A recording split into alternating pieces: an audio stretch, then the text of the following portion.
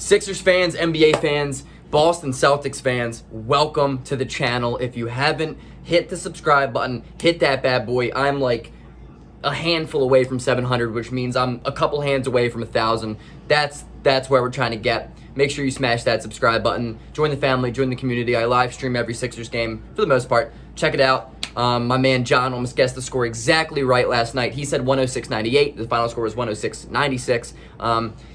For a chance to win a process Sixers jersey if you get this score right in the beginning of the game. So come by. Let's talk about why the Boston Celtics suck and absolutely blew everything that they've ever had. Let's get into it. I think it all started with the Isaiah Thomas trade. The Celtics were like this big up-and-coming team. You know, they had that steal of a trade with the Brooklyn Nets. Obviously, they had all these first-round picks. They had all these great lottery picks, late first-round picks, early first-round picks. They selected Jaylen Brown. They had a very good team coming up after like two tank years. And then they make this trade with the Philadelphia 76ers, in which they absolutely destroyed us. Obviously, the Markelle Fultz for Jason Tatum deal right there. Everything is looking good for the green of the Boston Celtics. I don't know what that was. Anyway, they have Isaiah Thomas. Isaiah Thomas puts up a career season, and the Celtics are looking really, really good. Isaiah Thomas' sister dies. The Celtics don't go as far as I think they could have gone in the playoffs, but, you know, they hit LeBron, and it's LeBron. LeBron dominated the East for, like, a decade. So what are you going to do? They immediately trade Isaiah Thomas, like, weeks after his sister dies, weeks after he just put up a career year, weeks after he gave everything to the green and white, and they get Kyrie Irving in return. At face value, that trade was a steal. Right? Isaiah Thomas's career fell off, and Kyrie Irving was an up-and-coming 25-year-old player who was a stud and always wanted to lead his own team, but he could never lead his own team, and it became so toxic in that Celtics clubhouse. Obviously, you guys know that. Brad Stevens couldn't get the team to play together, and after working his ass off, Isaiah Thomas, who was a leader of that team, gets traded for a guy who just isn't a leader. He's not a number one on a team. As good as I think Kyrie Irving is, I think he's the greatest ball handler of all time. I have him up there with Allen Iverson as players, just comparable players. I think he's very comparable to Allen Iverson.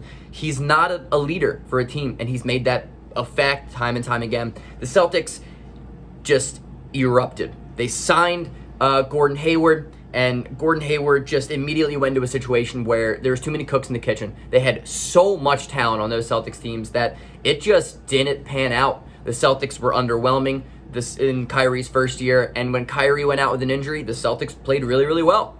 They had one less mouth to feed, and they became a very good team, and I think at that point it became very clear that the Celtics don't need a scoring point guard. They need a Rondo type of guy, not necessarily Rondo, but a more traditional point guard to let Tatum and Jaylen Brown do their thing. Let the young guys create the team the way they want to create it, because Tatum and Jaylen Brown are extremely young, and those are the guys that are the stars for you. And they didn't. Danny Ainge messed up. He took one of the best trades of all time, and didn't really draft extremely well with the trade. I mean, he had a couple good picks, yeah, but he also took James Young in the first round. So, like, let's just keep it to realism here, guys. Also, he missed an extremely important factor of what the modern NBA is. You cannot let guys go for nothing. You can't.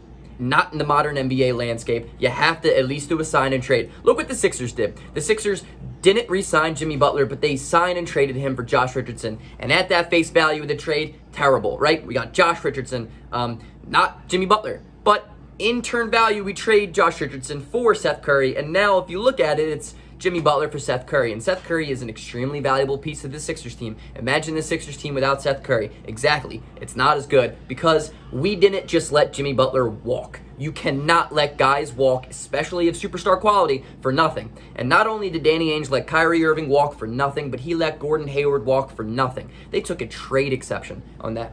What did they do with that? They went out and got Evan Fournier. That's not going to push the needle, guys. That was an absolutely terrible move by Danny Ainge. He went from being one of the highly regarded GMs in the league to being absolutely terrible. He let two of his best players walk for nothing. You cannot let Kyrie Irving just walk because you need to bring in something in return. It's always about maximizing value of every possible situation. That's how GMs work. That's how NBA teams succeed. Maximize value. And Danny Ainge didn't do that. Danny Ainge became complacent. And you know what Danny Ainge decided to do? Danny Ainge decided to go get a poor man's Kyrie Irving without even taking an actual look at the team and realizing, okay, what do I need to do? He just went out and got the second best case of Kyrie Irving. And Kemba Walker is the epitome of the problem of the Boston Celtics, because Danny Ainge is just so unaware that the last thing they need is just a scoring point guard, that he goes out and gets Kemba. And Kemba doesn't fit well with this team at all, because if Kemba can't score, and if Kemba's not scoring, he brings nothing to this team. Kemba's shooting under 40% this year from three and from the field in general. He has had arguably the worst season of his career since maybe the beginning days in his rookie season. And I don't even know, I'm not looking at his stats, but he has been garbage. And that's because Danny Ainge doesn't understand how to construct his team. The only thing he's ever been able to do is just gather talent, but he cannot really form a basketball team. The chemistry of the Boston Celtics right now is the worst I've ever seen them. And as a Sixers fan, nothing makes me happier. Last night's loss for the Celtics was embarrassing. They had multiple possessions in a row at multiple periods of the game of just throwing the ball out of bounds. The Sixers played good defense, don't get me wrong, but they did not play defense at the level of the amount of turnovers the Celtics created on their own. They were all unforced. Jaylen Brown looked bad. Jason Tatum doesn't understand that he doesn't have to go out and get his own bucket to be a good player. Jason Tatum had picked weird times last night to go out and find his own shot. It didn't really look good. He's trying to turn into this mid-range scorer, and Jason Tatum's been bad. Honestly. Stats, maybe he looks good, but he's out there he's out there stat chasing, and it's really not helping the team win. Jaylen Brown, arguably, I think is the best player on that team, probably. I think he brings more on both sides of the court than Jason Tatum, and I know a lot of Celtics fans, and I know a lot of guys are just not going to like me hearing that, or not like me saying that, but I honestly think Jaylen Brown's a better player than Jason Tatum. I'm taking Jaylen Brown over Jason Tatum. I don't really know their ages, but I don't think it's that too far apart. And I think what Danny Ainge was really, really messed up was, like I said, when he brought Kemba in, because the thing is, Danny, if you're out there watching this damn video, your problem for my entire lifetime, ever since the Sixers got Embiid, ever since the Sixers have started to be okay, ever since you traded Isaiah Thomas, is the lack of a big man. Even when you had Isaiah Thomas, you've never had a really good big man, especially when you lost Al Horford. And my thing is, dude, that's what made you guys so good. It was Al Horford, and you let him walk for nothing. Again, that is three guys who have all been all-stars in their career that you just let walk for nothing. You cannot do that if you want to expect to win in the NBA. You can't do that. And right now, look at the Celtics 4-5. Who the hell do they have that can stop Embiid? And not even talking about Embiid, who the hell do they have in general at the 4 or 5? Grant Williams, Time Lord, Robert Williams. And I'm not a big anti-Robert Williams guy, but bro, he's like 2 years away from being a contributor. He's an 8-point per game scorer who fouled out in 15 minutes last night against Embiid, and is just not a good pick and roll defender at all. I mean, he struggles. Time Lord is just not there yet, and he's not a starter on a playoff team in the NBA right now. And behind that, who the hell? Luke Cornett? Is that the solution, Danny Ainge? Does it go out and get Luke Cornett? They look really bad.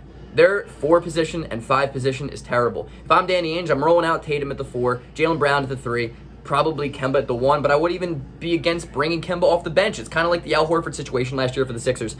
Al Horford, don't get me wrong, is getting $100+ million, but he's just better off the bench. He makes the other guys better when he's not playing with them. That's the way Kemba is. Kemba, when he's not scoring, is a negative. He cannot play defense. He's not a playmaker, and he's forcing to find his own shot. The Celtics are playing this isolation basketball when they're just taking turns trying to score, and I have never seen a game in my life where all 3 guys of Jaylen Brown, Jason Tatum, and Kemba Walker are on. I've never seen it.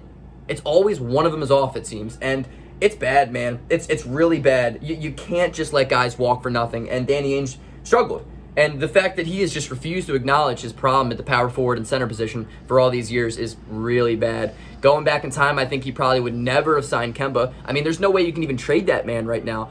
I was looking at trade rumors and possibilities. They tried trading him last year before the bubble, and now you're going to have to attach some picks with that guy to get him out of the city, because he's been terrible. I mean, he's quickly becoming one of the worst contracts in basketball. That's how bad Kemba Walker's been. And I think it's just going to be a change of scenario for him, situation for him. Look at Gordon Hayward. Gordon Hayward is balling out in Charlotte before he just got hurt. He was having 20-plus points per game again. He was playmaking really at a high level and rebounding again, playing better defense than he did in Boston. It's because Boston is where guys' careers go to just stagnate. stagnate, man. And Kyrie is another example of that. It looks like everyone is just constantly unhappy in the city of Boston, and that makes me happy. Because as a Sixers fan, there's not a team I hate more than the Boston Celtics. I don't really hate the Knicks. I don't really hate the Nets. Whatever, I like that. I cannot stand the Celtics. I can't stand Celtics fans. Don't get me wrong, I'm still low-key kind of scared of playing them in the first round. But what can they do in the playoffs? They're fighting for a play-in game, and if you ask Danny Ainge, this is probably not where he thought this team was going to be at this point of the year. This is not where I thought. I had him at the 3 seed, I think, going into this year, and that's just embarrassing, man. This team has been embarrassing. The hustle lacks on every single play. Offensively, it's just complete stagnant. There's one guy trying to score, and if not, possession's over. They've been turning the ball over at a crazy rate. Last night was embarrassing. It was like the Sixers were playing a G League team. We ended up winning by 10, but it looked like we were going to win by 20, 25, the majority of that game. They have all this talent. They have 2 All-Stars, and what are they doing with it? And it kind of brings the question up, what about Brad Stevens? I think he's the 3rd best coach in the Eastern Conference. I think it goes Nick Nurse, Doc Rivers, Brad Stevens, and I personally don't think he deserves to be fired, but I think it poses the question of, should he be fired? Because he has all this talent, and really, what is he doing with it? You have 2 All-Stars, young, under 26 guys who are ballers. You have Kemba Walker, who's could be a baller, and the depth is bad. The depth is really bad. Grant Williams sucks. Semi Ojeleye sucks. Robert Williams is okay. Luke Cornett sucks. Peyton Pritchard's pretty good. Carson Edwards was a miss. That guy sucks. It's ugly. Romeo Langford hasn't seen the court in how long outside of last night. The Celtics are in misery right now, and it's beautiful. Peace out. Go Sixers.